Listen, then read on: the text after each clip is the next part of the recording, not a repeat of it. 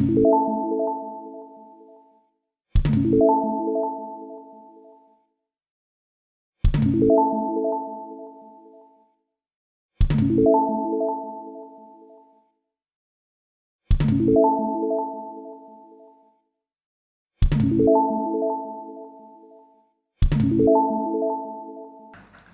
दोस्तों आ गए हैं हम अपनी टैली स्क्रीन पर, और यहाँ पर सबसे पहले हम एक न्यू कंपनी क्रिएट कर लेते हैं, जिससे पहले की कंपनी के डेटा की वजह से हमें कोई कन्फ्यूज़न ना हो। तो आपको पता है कंपनी इन्फो से हम क्रिएट पे जाकर कंपनी क्रिएट करेंगे, और इस कंपनी का नाम हम शॉपिंग मॉल रखते हैं, क्योंकि हम जो है वो लास्ट वाला जो चार्ट था लास्ट की वीडियो में उसके अकॉर्डिंग बनाने जा रहे हैं, इसलिए हमने अपनी कंपनी का नाम शॉपिंग मॉल रखा है।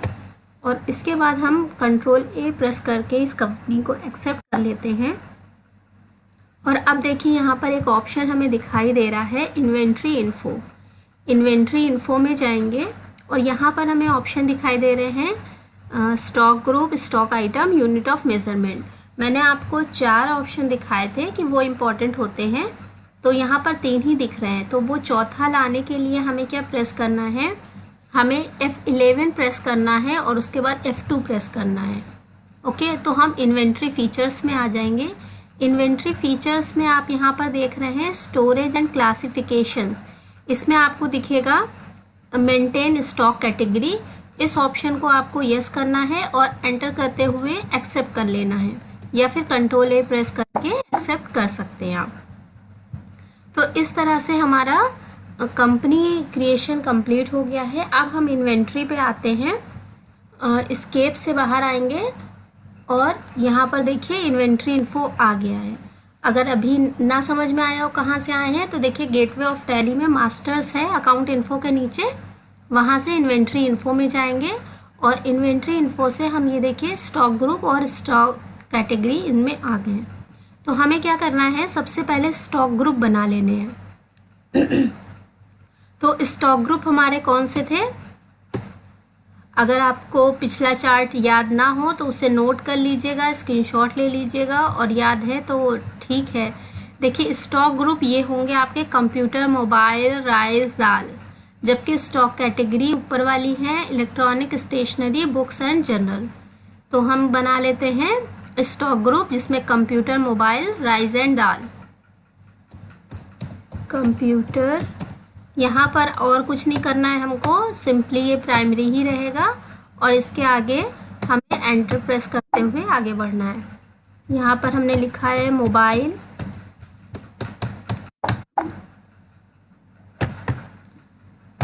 दाल और राइस।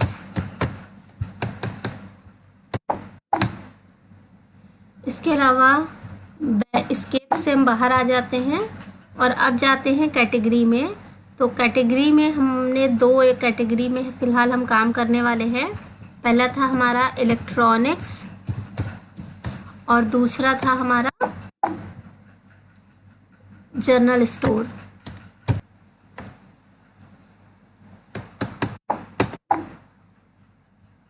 तो ये हमारा ग्रुप भी बन गए हैं और कैटेगरी भी कंप्लीट हो गई है। अब हमें क्या करना है, यूनिट ऑफ मेज़रमेंट बनाना है। यूनिट ऑफ मेज़रमेंट जैसे मैंने आपको बताया था, नंबर या पीस ले सकते हैं, आप नंबर्स ले लीजिए और यहाँ पर फॉर्मल नेम, सिंबल में नंबर्स लिया है जो कि सिंबल होगा, और यहाँ पर इसका फॉर्मल नेम लिख सकते हैं कि ये नंबर है। ओके, एंड एंटर प्रेस करते हुए एक्सेप्ट कर लिया। दूसरा हमने यहाँ पर लिखा है केजी, केजी यानी कि किलोग्राम। ओके, तो ये हमारा पूरा हो गया है। और अब हम एस्केप से बाहर आते हैं और यहाँ पर स्टॉक आइटम बनाते हैं। ओके, स्टॉक आइटम पे आने के बाद हम यहाँ पर सबसे पहले हमारा स्टॉक आइटम मोबाइल में था डेल, है ना, तो हमने यहाँ डेल लिखा है, यानी कि डेल हमारा क्या है, यहाँ पर कंप्यूटर है।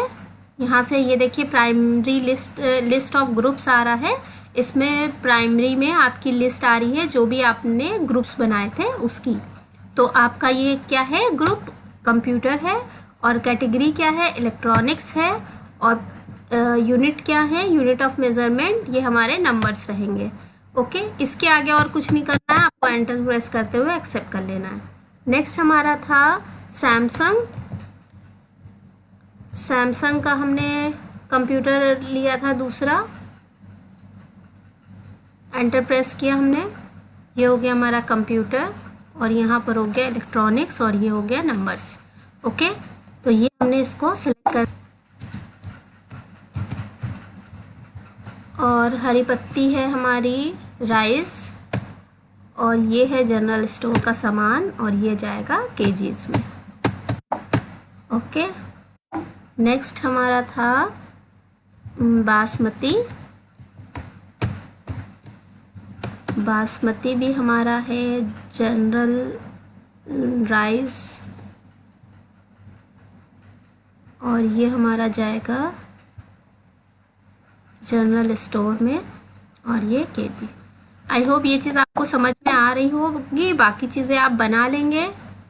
इसे देखना चाहेंगे तो हम स्केप से बाहर आए हैं, यहाँ पर ऑल्टर पे जब आएंगे तो हमें इस तरह से ये सारे आइटम्स दिखाई देंगे।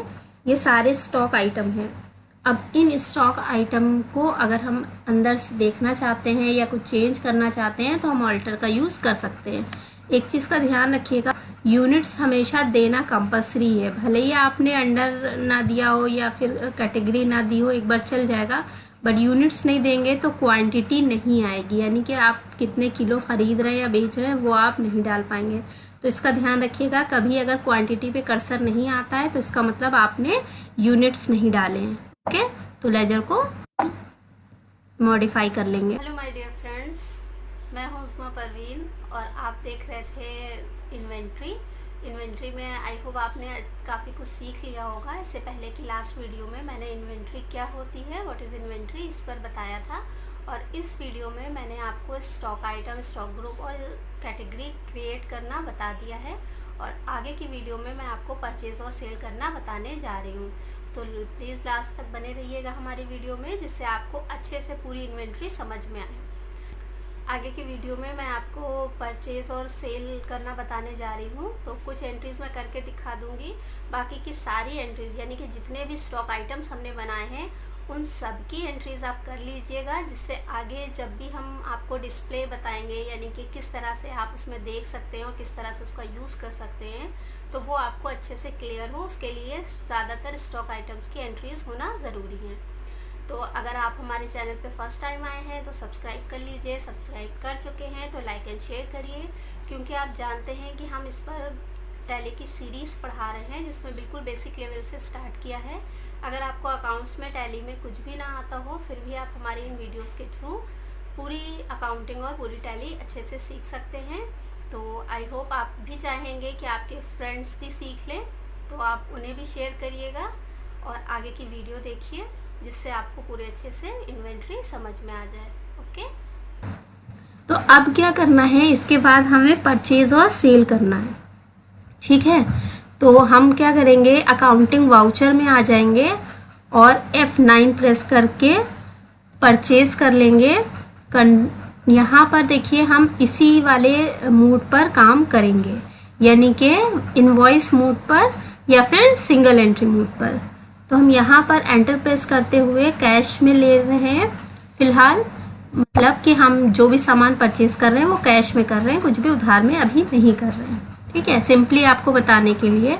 अब यहाँ पर जब भी कोई भी लेटर प्रेस करेंगे तो ये पूरी लिस्ट आएगी जो जो चीज़ें हमने स्टॉक आइटम बनाए हैं। अब मान लीजिए हमने इसमें से एक अरहर की दाल ले ली है, और वो अरहर की दाल है 120 रुपये kg। 120 kg ले ली है।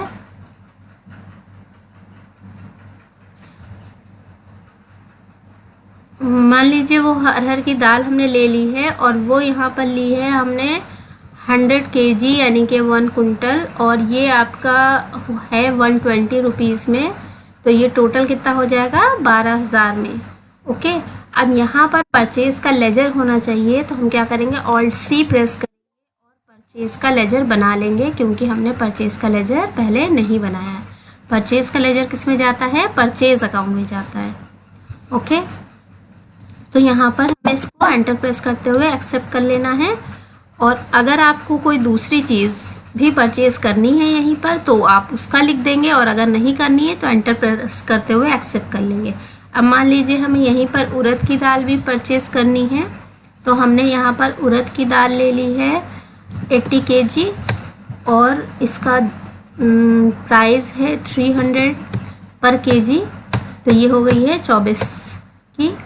इसी तरह से अब अगर हमें राइस भी लेना है, मान लो हमें यहाँ पर सफ़ीना लेना है, तो हमने यहाँ सफ़ीना ले लिया है। ये चावल जो है वो हमारा होता है मान लीजिए 60 रुपीज़ पर, ये होता है हमारा 900 हम ले रहे हैं 900 kg, और ये 60 रुपीज़ पर kg होता है। तो यहाँ पर ये देखिए आप कि जब हम क्वांटिटी और रेट डालते हैं तो अमाउंट ऑटोमेटिक कैलकुलेट हो जाता है। ओके, तो ये हमारा एक बेनिफिट है जिससे बहुत आसानी से कैलकुलेशंस होते हैं।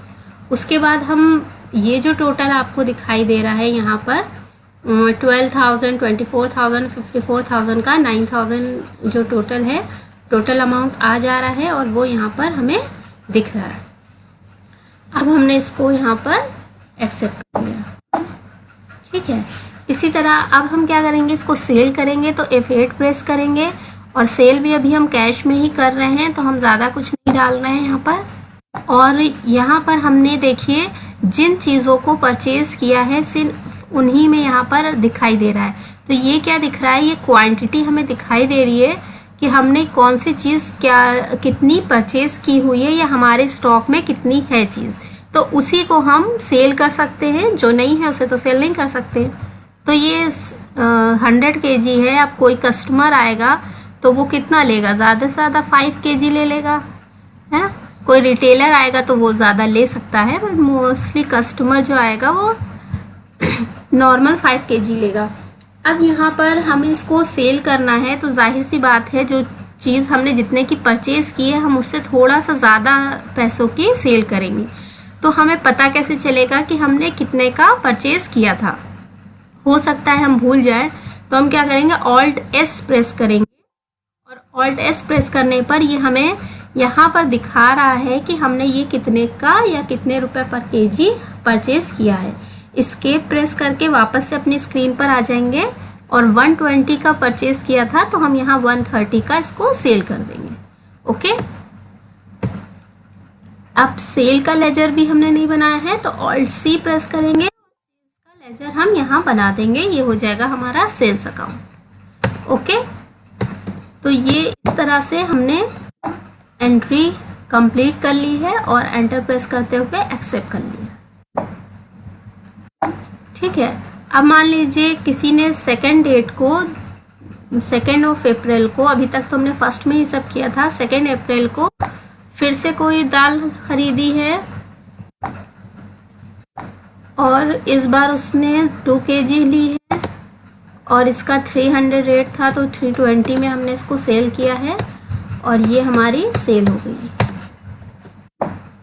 ओके, तो इस तरह से हम देख रहे हैं कि हमने परचेज़ और सेल करना सीख लिया है। अब जितने भी प्रोडक्ट्स हमने परचेज़ किए हैं आप कोशिश करिए उन सारे जितने भी प्रोडक्ट्स हमने बनाए हैं, जितने स्टॉक आइटम बनाए हैं उनको कोशिश करिए सबकी एंट्री कर लीजिए, यानी कि सबको परचेज़ कर लीजिए थोड़ी क्वांटिटी में और सबको थोड़ी क्वांटिटी में सेल कर लीजिए। उसके बाद मैं आपको दिखाती हूँ कि हम लोग किस तरह से इसको देखेंगे, डिस्प्ले कैसे होगा, कहाँ से होगा। ओके।